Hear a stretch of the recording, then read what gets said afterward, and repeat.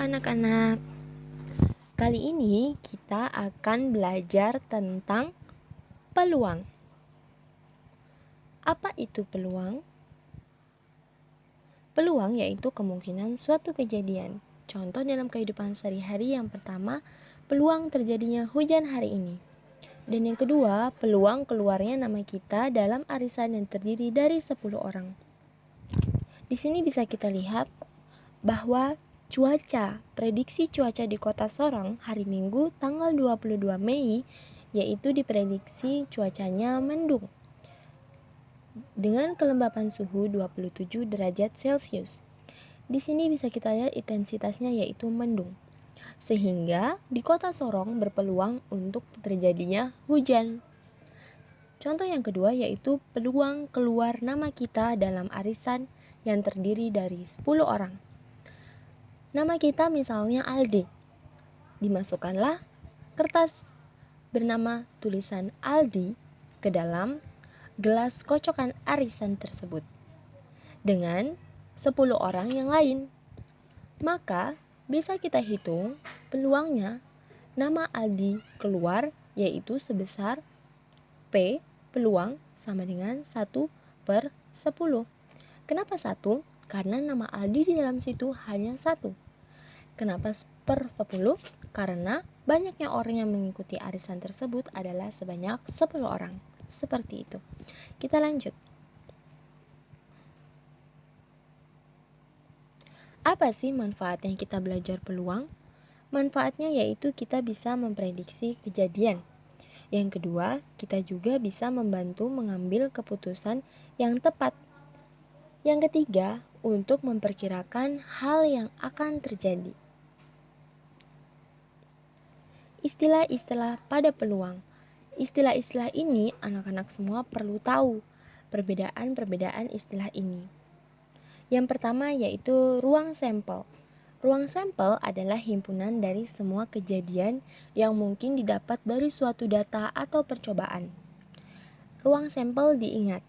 Ruang sampel itu adalah himpunan dari semua kejadian yang mungkin didapat dari percobaan tersebut. Istilah yang kedua yaitu titik sampel. Titik sampel adalah semua anggota dari ruang sampel. Jadi bisa diingat titik sampel ini adalah semua anggota dari ruang sampel. Selanjutnya yaitu kejadian. Kejadian adalah himpunan bagian dari ruang sampel. Dia adalah himpunan bagian dari ruang sampel yang merupakan peristiwa yang sudah terjadi. Jadi kejadian ini adalah peristiwa yang sudah terjadi. Dan jangan lupa, kejadian adalah himpunan bagian dari ruang sampel yang merupakan peristiwa yang sudah terjadi tadi. Kita lanjutkan. Ada yang disebut dengan percobaan adil atau fair. Seperti apa itu percobaan adil atau fair? Percobaan adil atau fair merupakan suatu percobaan dikatakan fair jika kejadian diharapkan mempunyai kesempatan yang sama. Misalkan Joshua dan Evelyn ingin meminjam sebuah novel dari perpustakaan. Percobaan yang dapat mereka lakukan yaitu yang pertama, bisa dengan mengundi dengan uang logam. Muncul angka, maka Joshua berhak meminjam novel dahulu. Dan jika muncul gambar, Evelyn yang berhak meminjam novel terlebih dahulu. Di sini ada soal, misalkan Joshua dan Evelyn ingin meminjam sebuah novel dari perpustakaan. Percobaan yang dapat mereka lakukan yaitu dengan yang pertama, mereka bisa mengundi dengan uang logam. Misalnya jika muncul angka, maka Joshua berhak meminjam novel dahulu. Dan jika muncul gambar, Evelyn yang berhak meminjam novel terlebih dahulu. Sehingga bisa dituliskan N sama dengan Joshua sama dengan N Evelyn. Seperti ini. Sehingga percobaan tersebut dikatakan fair karena mereka adil. Jika logamnya muncul angka, maka Joshua berhak. Jika logamnya muncul gambar, maka Evelyn berhak. Begitupun dengan dadu. Jika muncul angka ganjil, maka Joshua berhak meminjam novelnya terlebih dahulu. Dan jika muncul angka genap, maka Evelyn berhak meminjam novel terlebih dahulu. Percobaan juga disebut fair karena N Joshua sama dengan N Evelyn. Dikatakan tidak fair jika misalnya kayak gini.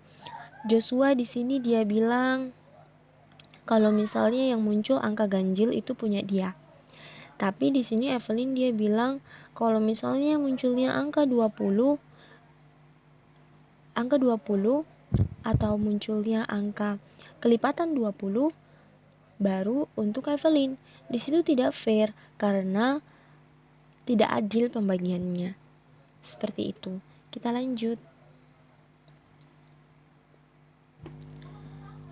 Contoh soal 1.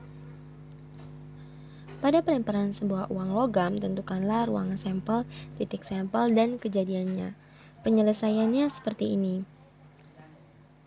Anak-anak semua harus tahu bahwa uang logam itu terdiri dari angka dan terdiri dari gambar.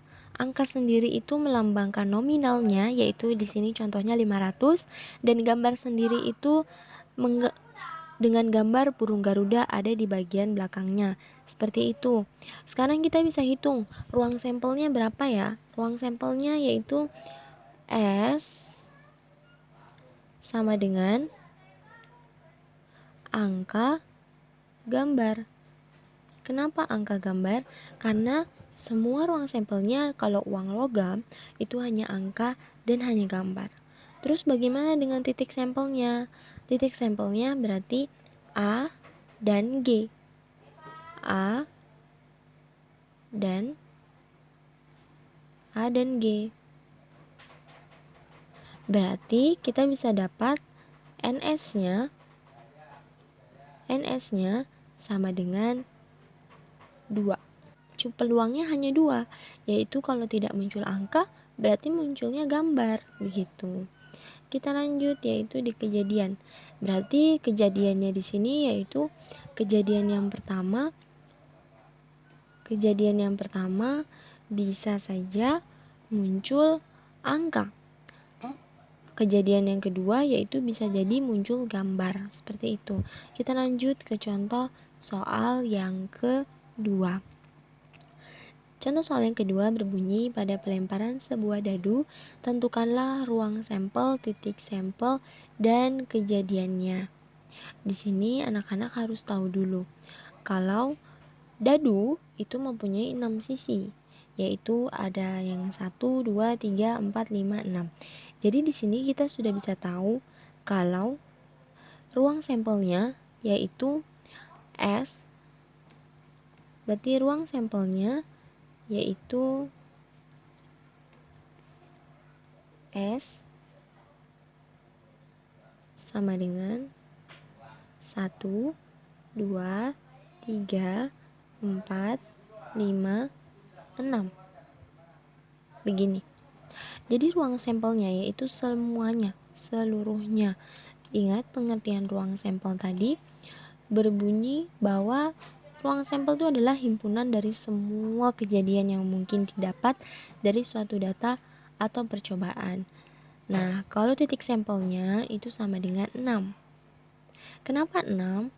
Karena semua anggota dari ruang sampel ada sebanyak 6. Kejadiannya berarti kejadiannya yaitu pertama, kejadian muncul angka dadu 1. Yang kedua, kejadian muncul angka dadu 2. Kejadian ketiga muncul angka dadu 3. Begitupun seterusnya, akan muncul angka dadu 4, angka dadu 5, angka dadu 6. Oke, kita sekarang masuk ke contoh soal yang ketiga. Contoh soal yang ketiga berbunyi, dalam satu set kartu bridge. Tahu kan kartu bridge? Kartu bridge itu kartu remi. Kita disuruh untuk tentukan peluang terambilnya kartu as berwarna merah. Bagaimanakah penyelesaiannya? Nah, di sini Ibu selipkan gambar kartu remi supaya kalian tahu kartu remi itu yang seperti apa. Jadi di sini di kartu remi itu terdapat sekop, terdapat hati, diamond atau wajik, dan keriting. Jadi hanya ada 4 ini, dan kalian bisa lihat ini satu keriting ini semua jenis, 1 keriting, 2 keriting, 3 keriting sampai 10 keriting dengan queen kingnya totalnya itu 13. Dan sekop ini juga totalnya 13. Begitupun totalnya 13. Begitupun dengan yang hati juga 13. Berarti yang diamond di bawah sini juga 13, sehingga kita tahu kalau total seluruh kartu remi itu adalah 52. Nah, sekarang kita kembali ke pertanyaannya. Pertanyaannya ini kita disuruh hitung berapakah peluang terambilnya kartu as berwarna merah. Nah, di sini kita bisa lihat kartu as yang berwarna merah itu di sini ada 2, yaitu yang ini dan yang ini. As berwarna merah. Yang satu as hati, yang satu as diamond. Berarti di sini kita bisa tahu NS-nya. NS tadi apa? Keseluruhannya, semua anggotanya. Berarti tadi 52. Terus kita yang ditanya adalah kartu asnya, NA-nya. Berapa peluangnya? 2 kartu. Sehingga bisa kita masukkan ke dalam rumusnya PA sama dengan NA per NS. Tinggal kita masukkan. Berarti 2 per 52. Apakah bisa disederhanakan? Bisa. 2 per 52 itu bisa disederhanakan jadi 1 per 26. Sehingga kita tahu jawabannya peluang terambilnya kartu as berwarna merah ini adalah 1 per 26. Kita lanjut ke contoh soal berikutnya. Contoh soal yang keempat. Contoh soal yang keempat ini bunyinya seperti ini. Dalam satu set kartu bridge dilakukan pengambilan kartu secara acak. Tentukan peluang terambilnya kartu bernomor 4. Nah, di sini kartu yang bernomor 4 itu ada 4 sekop, 4 diamond, 4 keriting, sama 4 hati. Berarti kalau kayak gini kita tulis dulu ruang sampelnya. Ruang sampelnya tadi NS sama dengan 52. Kenapa 52? Kan keseluruhannya NS itu. Begitu. Terus ruang sampelnya itu keseluruhannya. Terus yang ditanya adalah peluang terambilnya kartu as bernomor 4. Kebetulan di sini itu ada 4 juga. 4 sekop, 4 diamond, 4 keriting, dan 4 hati. Ini yang di bawah nih.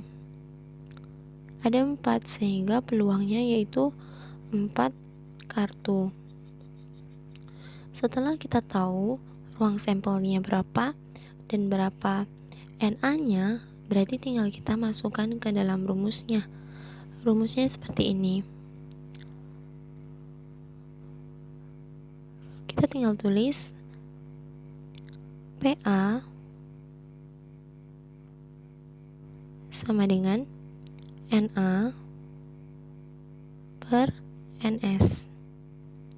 Berarti tinggal kita masukkan NA-nya berapa? NA-nya 4. NS-nya berapa? NS-nya 52.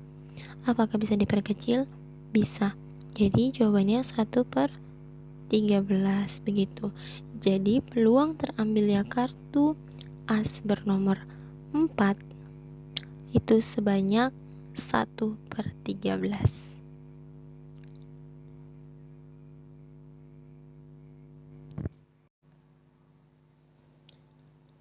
Kita masuk ke contoh soal yang kelima. Pertanyaan soal kelima yaitu 2 buah dadu dilambungkan bersama-sama sebanyak 1 kali. Ingat, yang diketahui adalah 2 buah dadu. Pertanyaannya adalah berapakah banyak titik sampel? Yang kedua adalah banyak kemungkinan mata dadu berjumlah 9. Berarti kita hitung dulu banyak titik sampel. Karena yang diketahui adalah 2 buah dadu, artinya titik sampelnya itu NS titik sampel sama dengan, karena satu dadu itu adalah 6, berarti kalau 2 dadu 6 dikali 6 berarti 36. Jadi bisa diingat kalau satu dadu itu 6, kalau 2 dadu itu 6 kali 6 36.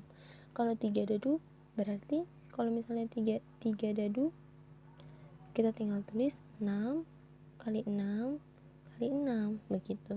4 dadu berarti 6 kali 6 kali 6 kali 6 seperti itu. Diingat ya. Sekarang kita jadi jawabannya titik sampelnya itu adalah 36. Sekarang kita hitung banyak kemungkinan mata dadu berjumlah 9. Ibu sajikan di dalam diagram tabel. Sebenarnya kalian bisa buat dalam bentuk pohon, akar pohon juga bisa. Nah, kita coba dalam bentuk diagram tabel. Ini baca diagram tabelnya seperti ini untuk mengisinya. Di sini ibu sudah isi. Jadi misalnya yang warna biru ini adalah dadu pertama dan yang warna kuning ini adalah dadu kedua. Diingat yang biru itu adalah dadu pertama dan yang warna kuning adalah dadu kedua. Untuk mengisi tabelnya seperti ini. Jadi 1 dan 1. Berarti tulisnya di sini 1,1. 1 dan 2. Berarti tulisnya di sini 1,2. 1 dan 3. Jadi tulisnya di sini 1,3. 1 dan 4. Tulisnya di sini 1,4. Begitupun seterusnya. Jadi kalau misalnya 2, 1, berarti saya 21 di sini.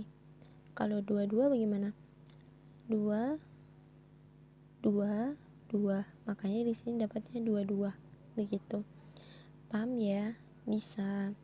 Harus bisa. Terus di sini pertanyaannya adalah mata dadu berjumlah 9. Berarti dari sini kita harus cari yang mana yang ditambahkan hasilnya 9. Oh ini 3 tambah 6 9. Ini juga 4 tambah 5 9. Ini juga 5 tambah 4 9. Ini juga 6 tambah 3 9. Sehingga ini ada banyaknya 4. Sehingga kita bisa tahu bahwa kemungkinan kejadian mata dadu berjumlah 9 itu sama dengan ND. Ibu misalkan N dadu sama dengan 4. Berarti jawabannya 4.